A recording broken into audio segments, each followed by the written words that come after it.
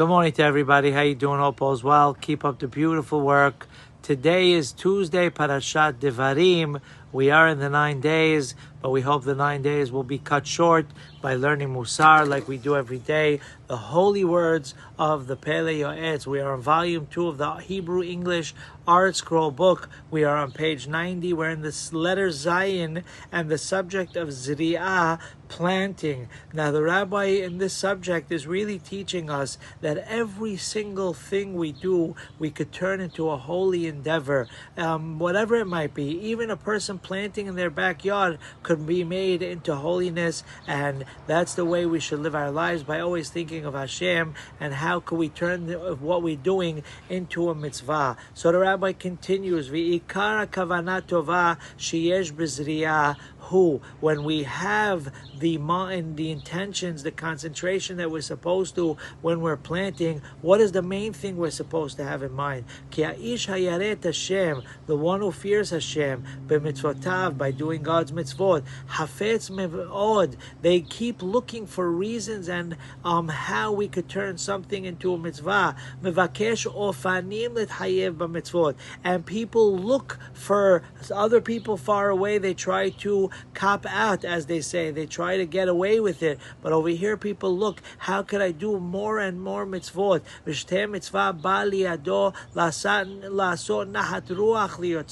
And why do we want to do mitzvot? Because we want to make the one above proud of us and happy, and because we love him so much, so we always want to do what he wants us to do. By the way, one of the greatest sayings in the world, it says in Pirkei Avot, is when you make Hashem's will your will, he will make your will into his will, which means, and if it's his will, it's going to happen. And to fix up all the fixings that have to be made in heaven by a person being born. When a person plants a tree, we know there are certain mitzvot, for example, orla or netaravai. The first 3 years we're not allowed to derive benefit. For all those that are planting in their backyards in Jersey in the summer, or in Brooklyn, wherever you might be, you're not allowed to benefit from a tree fruit for the first 3 years, and if it's some different kinds of fruits in the 4th year as well. Ask your local rabbi for specifics. And we know we're not allowed to mix breed fruits as well, and we're not allowed to plant certain things too close to one another. So just by planting, there are so many mitzvot that we can keep by following what we're supposed to. Now we know officially there's no mitzvah bikurim nowadays. In the old days, at the time of the Beit HaMikdash, when they would see the first fruits growing on a tree, they would tie a ribbon around those fruits, and when they would all become ripe, now they know which ones grew first, and they would bring it Shavuot time as a korban to the Beit HaMikdash, known as the beautiful mitzvah of bikurim, which comes from the same word as bechor, the firstborn. Shikacha peri hagadel rishon. So guess what? There is a way we could fulfill it today by bringing it to a chacham, even though we don't have the holiness and the purity like we did at the time of the Beit HaMikdash. But by doing this, it's the best way that we can do, and it's like someone bringing bikurim. V'yeveu doron l'tamid chacham, and you bring it as a present to a chacham. Shamru rabotenu, our rabbis tell us, zichronam levrachan ketubot, shehashuv keilu hikriv bikurim.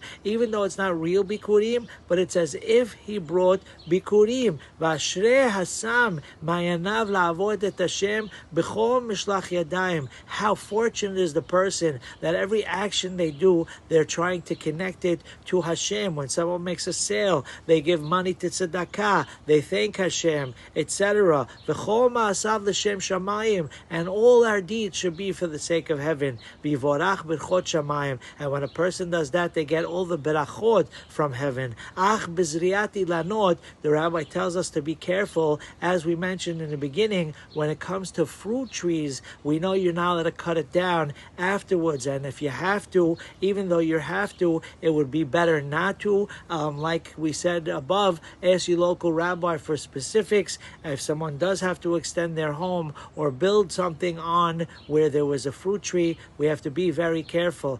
בזריעת האילנות צריך להיות זהיר שלא לזרוע כי אם במקום שיודע בבירור שאינו בר בניין לעולם ולא יבוא להפעיל אורו באופן שלא יצטרך לקצצו. A person has to make sure that there's not going to be ever a building built there, or it's not going to block somebody's sunlight that they're going to have to trim it. Yes, you are allowed to. Yes, it's brought down in halakha. But mystically, the rabbi says, the afagav de medina share, even though halachically it's allowed, betzorech kazeh, when it's needed, mikom makom, lo mesamena milta. Mystically, it's not the greatest thing to do, so there are ways to do it. People sell it to the gardener, and then the gardener ends up uprooting it.